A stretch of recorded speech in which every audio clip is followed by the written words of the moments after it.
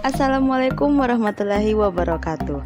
Perkenalkan, nama saya Aulia Wasilah Fatona Salim, Prodi Bimbingan dan Konseling kelas B, jurusan Psikologi Pendidikan dan Bimbingan, Fakultas Ilmu Pendidikan, angkatan 2020-2021.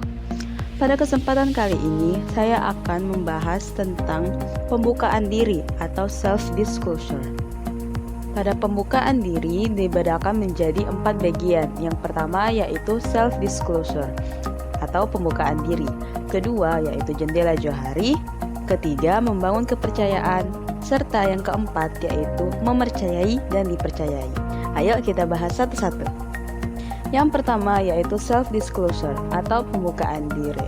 Menurut Johnson 1981, self-disclosure pengungkapan reaksi atau tanggapan terhadap situasi yang sedang kita lakukan atau memberikan informasi masa lalu yang relevan dan berguna untuk memahami tanggapan kita di masa kini.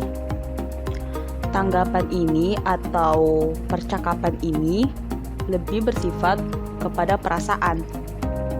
Lalu, menurut subpratiknya 1995, pembukaan diri berarti membagikan perasaan kita terhadap apa yang ingin dikatakan atau apa yang sedang dilakukan.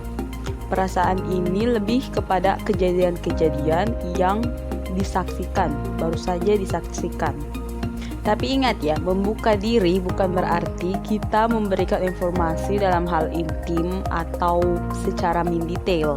Menurut subpratiknya, ada 2 hal untuk memahami diri kita sendiri. Yang pertama yaitu mendengarkan diri kita sendiri agar kita mengetahui perasaan dan reaksi kita terhadap suatu hal itu seperti apa. Caranya itu dengan mengungkapkan reaksi atau perasaan tersebut kepada orang yang kita percayai. Metode pembukaan diri seperti ini bisa menyebabkan kita lebih memahami diri kita sendiri. Lalu yang kedua yaitu meminta umpan balik terhadap orang lain agar orang itu tahu bagaimana reaksi atau pemikiran kita terhadap perilaku yang telah kita lakukan. Jenis-jenis pembukaan diri yang kedua yaitu jendela johari. Jendela johari ini dibuat oleh Joe Luft dan Harry Ingham. Mengapa dikatakan johari? Tentu saja karena ini penggabungan nama dari keduanya, Joe dan Harry. Joe Luft dan Harry Ingham mengibaratkan pembukaan diri itu seperti ruangan berserambi 4 yang dia sebut dengan jendela johari. Serambi pertama berisi tentang hal-hal yang kita ketahui dan orang lain juga ketahui. Bisa disebut juga dengan daerah terbuka. Lalu untuk serambi kedua yaitu berisi hal-hal yang tidak kita ketahui tetapi diketahui orang lain. Bisa juga disebut dengan daerah buta. Jenis serambi yang ketiga yaitu hal-hal yang berisi tentang sesuatu yang kita ketahui tapi tidak diketahui oleh orang lain. Serambi ini bisa kita sebut juga dengan daerah tersembunyi. Lalu untuk serambi yang keempat yaitu hal-hal yang tidak kita ketahui dan orang lain juga tidak mengetahuinya. Jenis serambi ini bisa juga kita sebut dengan daerah tak sadar. Jadi bisa kalian lihat di sini di mind mapping buatan saya. Serambinya itu seperti ini, ada 4 kotak. Jadi di sini pada awal hubungan, pembagian yang luas itu ada pada daerah buta dan daerah tak sadar. Lalu yang terlihat sedikit di sini adalah daerah terbuka dan daerah tersembunyi. Jadi dianggapkan saja jika kita masih baru dalam melakukan hubungan dengan orang lain, biasanya hal yang kita ketahui ataupun hal-hal yang diketahui orang tersebut kita masih enggan untuk menyampaikannya atau memberikan informasi tersebut. Namun jika sesudah hubungan berkembang, bisa dilihat di sini kotaknya telah berubah. Sekarang untuk daerah terbuka dan daerah tersembunyi sudah meluas, berbeda seperti sebelumnya. Untuk daerah buta dan daerah tak sadar semakin menyempit. Mengapa? Kenapa? Karena kita sudah mulai membuka diri untuk orang lain, sudah bisa mempercayai orang lain, sehingga daerah yang tak sadar atau yang tidak kita ketahui sudah tidak ada, karena kita sudah saling memberikan informasi satu sama lain. Bisa kita asumsikan bahwa menyembunyikan segala hal yang kita ketahui terhadap orang lain itu membutuhkan energi. Jadi, semakin kita menyebarkan informasi kepada orang lain, maka komunikasi juga terjalin lebih jelas. Hal itu berarti menjalin relasi, memperluas daerah terbuka, dan mengurangi daerah buta dan daerah tersembunyi. Untuk daerah buta, kita menguranginya dengan cara meminta orang lain untuk semakin terbuka dengan kita. Lalu, untuk mengurangi daerah tersembunyi, kita memberikan informasi kepada orang lain agar mereka bereaksi dan menanggapi. Dengan cara seperti ini, maka kita telah mengurangi daerah buta kita sendiri. Baiklah, kita lanjut ke pembukaan diri ketiga, yaitu membangun kepercayaan.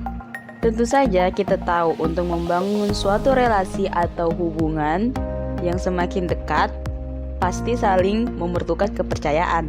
Menurut subpratiknya 1995, membangun relasi ketika kita harus mengambil resiko untuk saling mengungkapkan pikiran, reaksi, ataupun pendapat kita mengenai hal-hal yang kita lihat atau kejadian yang sedang kita saksikan.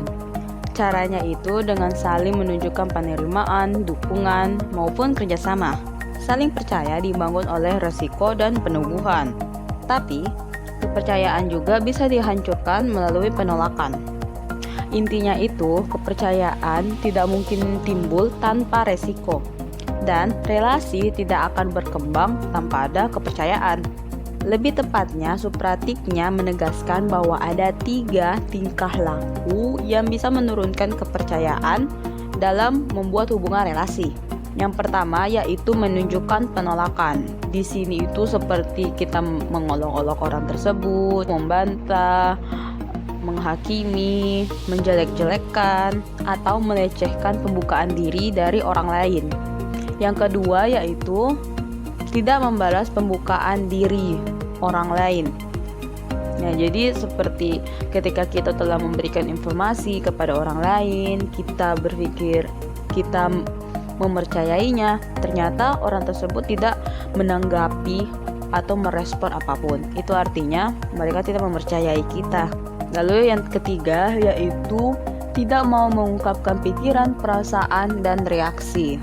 Ketika kita telah memberikan informasi tersebut dan orang itu hanya mungkin tersenyum, mengangguk, tidak ada ingin berbagi informasi juga, itu artinya kita tidak bisa mempercayai orang tersebut karena orang itu juga tidak mau berbagi informasi dengan kita. Tentu saja kepercayaan ini akan menurun. Lalu jenis pembukaan diri yang keempat adalah mempercayai dan dipercayai. Menurut subpratiknya, tingkat kepercayaan dalam suatu relasi itu bisa berubah-ubah dan berbeda-beda sesuai kemampuan dan kerelaan masing-masing individu untuk mempercayai dan dipercayai. Singkatnya, mempercayai adalah membuka diri dan rela menunjukkan penerimaan dan dukungan kepada orang lain. Dipercayai atau dapat dipercaya artinya penerimaan atas kepercayaan yang ditunjukkan oleh orang lain kepada kita. Mempercayai itu berarti rela menghadapi risiko untuk menerima akibat-akibat yang menguntungkan ataupun merugikan dengan menjadikan dirinya rentan di hadapan orang lain. Lalu, untuk dapat dipercaya atau dipercayai, rela menanggapi orang lain yang mengambil risiko itu dengan cara memberikan jaminan kepada orang tersebut bahwa ia akan mendapatkan akibat-akibat yang menguntungkan. Dalam hal penerimaan, menurut subpratiknya ada 2 hal yang perlu dicatat atau digarisbawahi. Yang pertama yaitu penerimaan terhadap orang lain merupakan hasil dan akibat dari dan hanya bisa dimulai dengan penerimaan diri.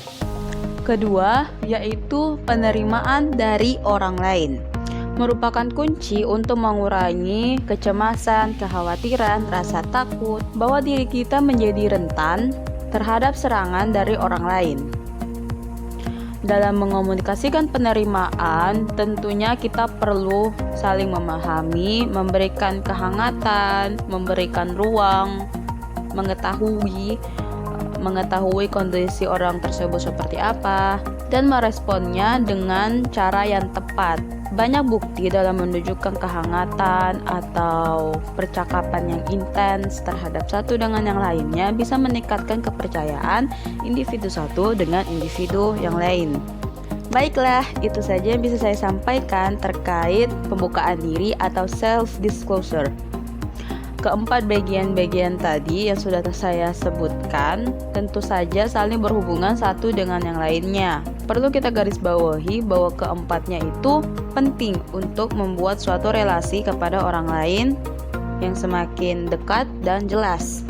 Saya berharap pada pembahasan saya ini bisa memberikan manfaat kepada para pendengar sekalian, dan mohon maaf bila ada kesalahan kata atau kekurangan dari video kali ini.